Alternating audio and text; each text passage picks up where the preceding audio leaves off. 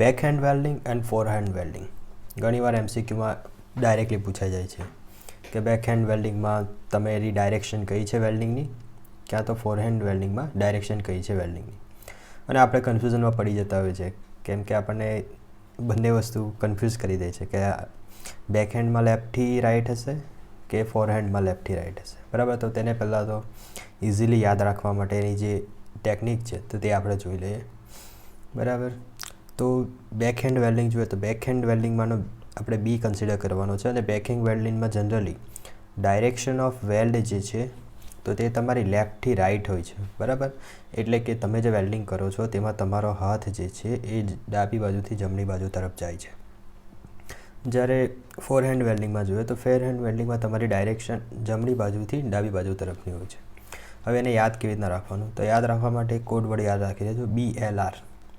બરાબર, બી એટલે backhand welding technique, L અને આર એ જે છે તે લેફ્ટથી રાઈટ તરફ તમને દર્શાવે છે. બરાબર, હવે એને યાદ રાખવા માટે એક વર્ડ યાદ રાખી દેજો, બિલ્લોરાની. બરાબર, બિલ્લોરાનીમાં બી પણ આવશે, એલ પણ આવશે અને આર પણ આવશે. બરાબર, તો આ જે કોડ છે ઇમ્પોર્ટન્ટ છે. આ એક કોડ યાદ રાખી લેશો એટલે તમને આ તો ખબર પડી જ જશે કે ફોરહેન્ડ વેલ્ડિંગમાં આનું એક્ઝેક્ટલી ઓપોઝિટ હશે. બરાબર, તો કેવી રીતના યાદ રાખશો, બેકહેન્ડ વેલ્ડિંગ જે છે તેમાં આપણી વેલ્ડિંગની ડાયરેક્શન જે છે એ લેફ્ટથી રાઈટ તરફની હોય છે. એને યાદ રાખવા માટે બેકહેન્ડ વેલ્ડિંગમાંનો બી કન્સિડર કર્યો અને લેફ્ટથી રાઈટ માટે એલ અને આર કન્સિડર કર્યો, એટલે કે BLR યાદ રાખો અથવા બિલ્લોરાની. બરાબર, બિલ્લોરાની, તો તેમાં બિલ્લોનો બી, ડબલ એલોમાં એલ એટલે BLR. ઓકે, તો કોડ વર્ડ યાદ રાખી દેજો તો ખબર પડી જશે. એક્ઝેક્ટલી એનું ઓપોઝિટ ફોરહેન્ડ વેલ્ડિંગમાં તમારી જે ડાયરેક્શન છે એ રાઈટથી લેફ્ટ તરફની છે. હવે ફોરહેન્ડ વેલ્ડિંગ માટેની જે ડાયરેક્શન છે તે આની એક્ઝેક્ટ ઓપોઝિટ ડાયરેક્શન છે. બરાબર, BLRમાં લેફ્ટથી રાઈટ, તો આ જે છે રાઈટથી લેફ્ટ. તો તમને યાદ રાખવા માટે એક જે ટેકનિક છે તે ખબર પડી ગઈ છે. બરાબર, હવે આપણે આગળ થોડી થિયરી જોઈ લઈએ, કદાચ એક્ઝામ્પલ પૂછાઈ જાય, MCQ પૂછાઈ શકે. Flame or the electrode pointed towards the direction of weld progression. શામાં ફોરહેન્ડ વેલ્ડિંગમાં. ફોરહેન્ડ વેલ્ડિંગના બીજા પણ નામ છે, એક તો ફોરવર્ડ વેલ્ડિંગ, બીજું પુશ વેલ્ડિંગ. બેકહેન્ડ વેલ્ડિંગનું બીજું નામ છે બેકવર્ડ અથવા પુલ વેલ્ડિંગ. બરાબર, તો ફોરહેન્ડ વેલ્ડિંગ જે છે એ ફોરવર્ડ વેલ્ડિંગ અથવા પુશ વેલ્ડિંગ. બરાબર, ફોરવર્ડ એટલે આગળની ડાયરેક્શનમાં ધક્કો માર્યો એટલે તમે એને પુશ વેલ્ડિંગ પણ કહી શકો. અને એની ઓપોઝિટ બેકહેન્ડ વેલ્ડિંગ અથવા બેકવર્ડ વેલ્ડિંગ છે જેને પુલ વેલ્ડિંગ પણ કહી શકાય છે. Flame or electrode is pointed towards the direction of weld progression.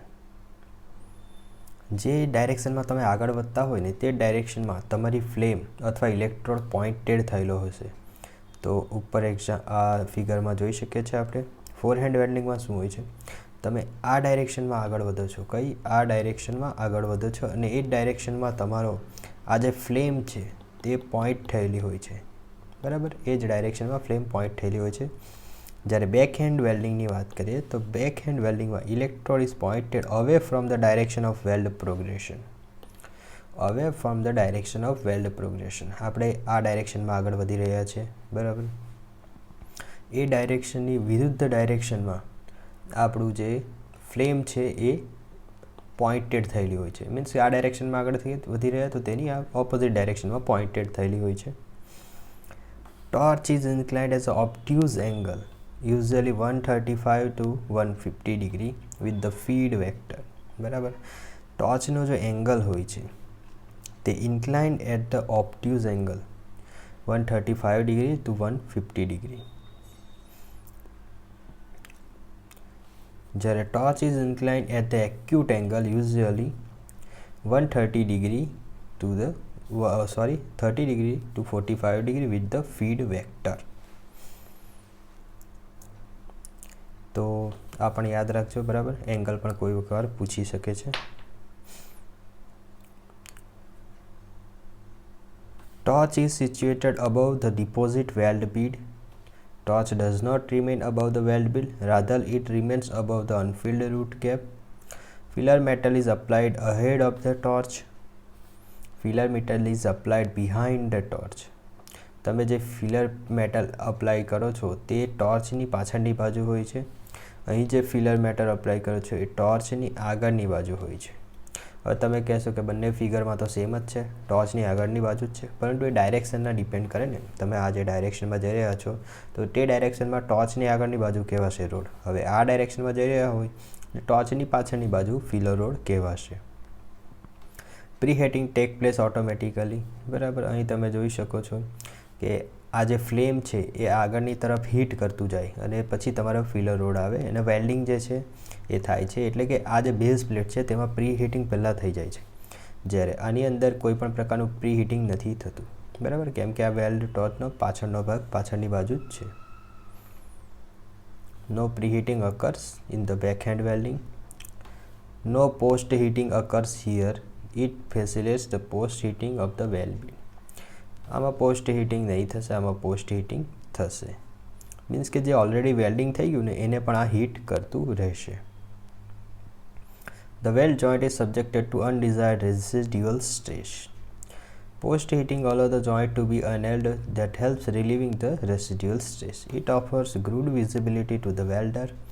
Weld zone has poor visibility.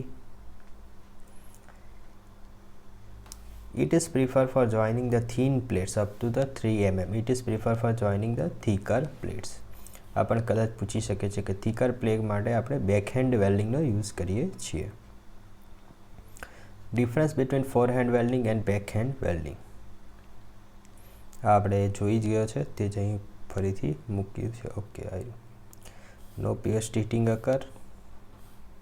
Pre heating offers the faster torch feeding rate which helps in improving the productivity.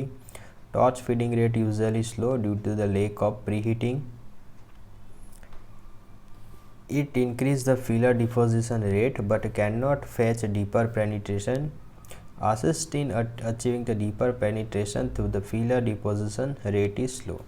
એટલે જ આ જે છે આપણને થીક માટે વપરાય છે અને આ થીન માટે વપરાય છે.